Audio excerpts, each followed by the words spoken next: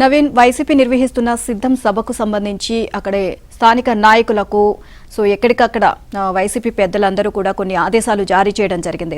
సిద్ధం సభను ఎలాగైనా సక్సెస్ చేయాలి, ఒక్కొక్క నియోజకవర్గం నుంచి దాదాపుగా 10,000 మంది జనాలను తీసుకొని రావాలి అండ్ వారికి దారి పొడుగున ఖర్చులు కానివ్వండి, అలాగే తిండి ఖర్చులు అన్ని కూడా మీరే భరించాలి అని చెప్పి హుకుం జారీ చేయడం జరిగింది. దీనికి సంబంధించి స్థానిక నాయకులు మాత్రం లబోదిబం అంటున్నారు. ఈ ఖర్చులు ఇవన్నీ మేము భరించలేము, ఇంతమందిని మేము పోగు చేయలేము అని చెప్పేసి వాళ్ళు చెప్పడం జరుగుతోంది.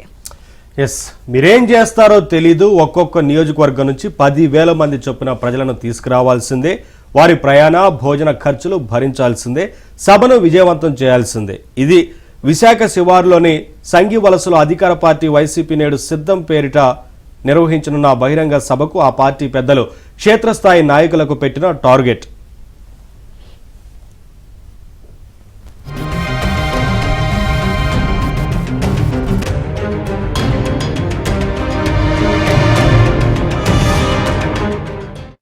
ఏకంగా 3 లక్షల మందిని తరలించాలని లక్ష్యంగా నిర్ణయించడంతో ఎమ్మెల్యేలు, నియోజకవర్గ సమన్వయకర్తలు పార్టీ తీరుపై గుర్రుగా ఉన్నారు. ఇంతమందిని తరలించలేము అని, ఖర్చులు కూడా భరించలేమని అంతర్గత చర్చల్లో చెబుతున్నారు. మరోవైపు జనాన్ని తరలించేందుకు ఉత్తరాంధ్రలోని 3 ప్రధాన డివిజన్ల నుంచి 1000కి పైగా ఆర్టీసీ బస్సులను సిద్ధం సభ కోసం ప్రభుత్వ పెద్దలు కేటాయించారు. వీటితో పాటు 3 జిల్లాలోని ప్రైవేటు విద్యాసంస్థల నుంచి వాహనాలను బలవంతంగా తరలించారు.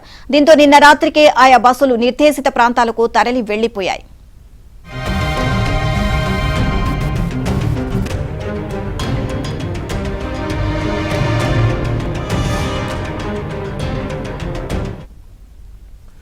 సిద్ధం సభకు ఇంత హడావిడి చేయడం వెనుక ఇటీవల టీడీపీ యువగలం నవశకం పేరుతో నిర్వహించిన భారీ సభే కారణమని తెలుస్తోంది.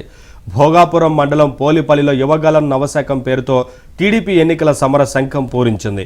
టీడీపీ సభకు పార్టీ అభిమానులు, కార్యకర్తలు లక్షల సంఖ్యలో స్వచ్ఛందంగా తరలివచ్చారు. ఈ నేపథ్యంలో టీడీపీ సభను మించిపోయేలా, అంతకు మించి జనాలను ఈ సభకు తరలించాలని వైసీపీ పెద్దలు భావిస్తున్నారు.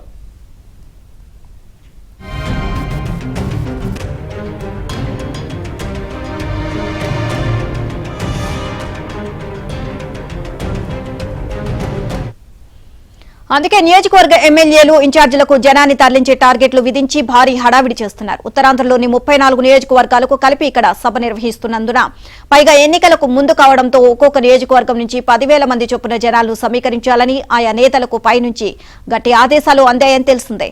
సభకు వచ్చే వారి రవాణా, భోజన ఖర్చులను నియోజకవర్గ బాధ్యులే తీసుకోవాలి అని పార్టీ స్పష్టం చేసింది. మొత్తంగా 3 లక్షల మందితో సభ నిర్వహించాలని లక్ష్యంగా పెట్టుకున్నారు.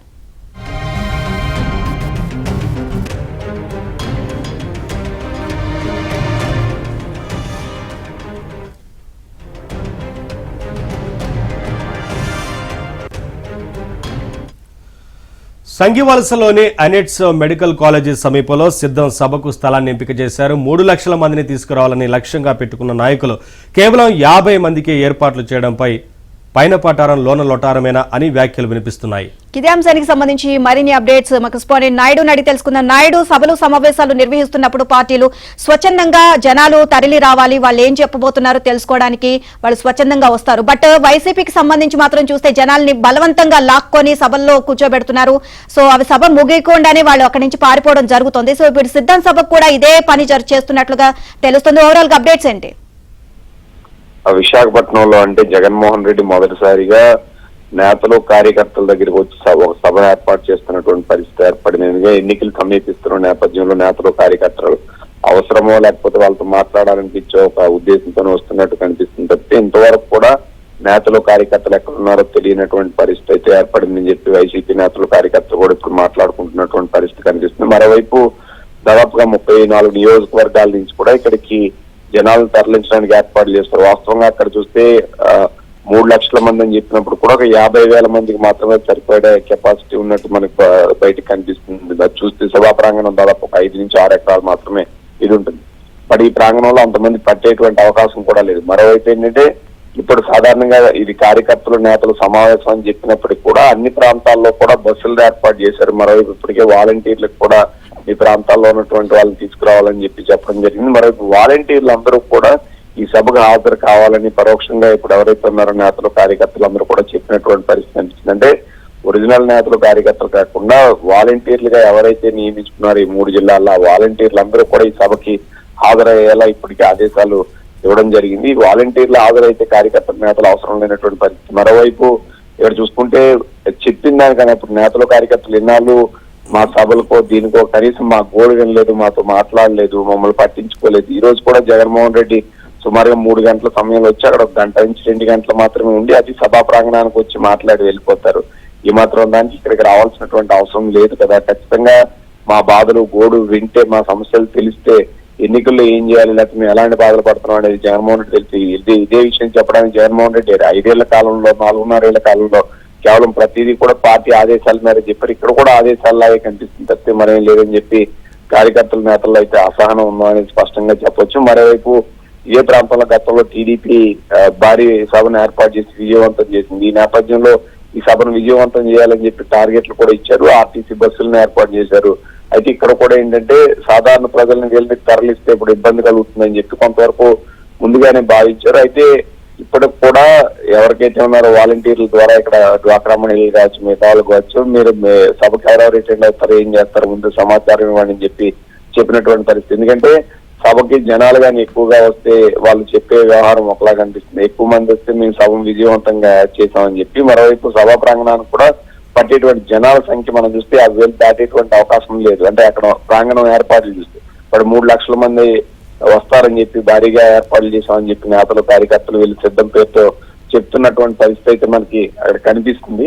కానీ వాస్తవికంగా చూస్తే మాత్రం నేతలు కూడా వీళ్ళు ఒక ఆలోచనకు వచ్చారు. ఏంటంటే ఎక్కువ మంది జనాలు వస్తే ఇది మాకు భారీగా జనాలు వచ్చారని చెప్పుకోవచ్చని, లేదు అనుకుంటే ఒకవేళ జనాలు తక్కువగా వస్తే దీనికి ఓన్లీ మా కార్యకర్తలు నేతలు సమావేశం మాత్రమే, ఇందులో మిగతా వాళ్ళని ఎవరిని మేము పిలవలేదని ప్రచారం చేసుకోవచ్చు అంటూ కూడా ఏర్పాట్లన్నీ నేతలు వీళ్ళు చేసినట్టు తెలుస్తుంది. మరోవైపు ఎన్నికల కోసం ఇప్పుడు ఇక్కడ ఉన్నటువంటి ట్యాగ్ లైన్ కూడా సిద్ధం పేరుతో ఆల్రెడీ తయారు చేసి పెట్టినటువంటి పరిస్థితి. అంటే ఇది ఎన్నికలకు మేము వెళ్తాం, లేకపోతే ఎన్నికలకు సంబంధించినటువంటి ప్రసంగాలు కూడా ఈరోజు జగన్మోహన్ రెడ్డి ఇక్కడ చేసేటువంటి అవకాశం అయితే కనిపిస్తుంది. కాకపోతే నేతలు కార్యకర్తలు అయితే పూర్తి అసంతృప్తితో ఉన్నారనేది మాత్రం స్పష్టమవుతుంది. ఎందుకంటే జగన్మోహన్ రెడ్డి కేవలం ఈ సభ పెట్టి మాట్లాడి వెళ్ళిపోవడానికి వస్తున్నారు తప్పితే, సో రీజనల్ సమావేశం అంటే రీజనల్ ప్రాంతాల్లో ఉన్నటువంటి నాయకులు కార్యకర్తలతో మమేకమై కలిసి మాట్లాడాలి. అలా మాట్లాడకుండా ఈయన ప్రసంగం చేసి వెళ్ళిపోతే మా కష్టాలు బాధలు ఎవరితో చెప్పుకుంటామని చెప్పి నేతలు వీళ్ళు కూడా అసహనం వ్యక్తం చేస్తున్నటువంటి పరిస్థితి అయితే మనకి కనిపిస్తుంది అనేది తెలుస్తుంది.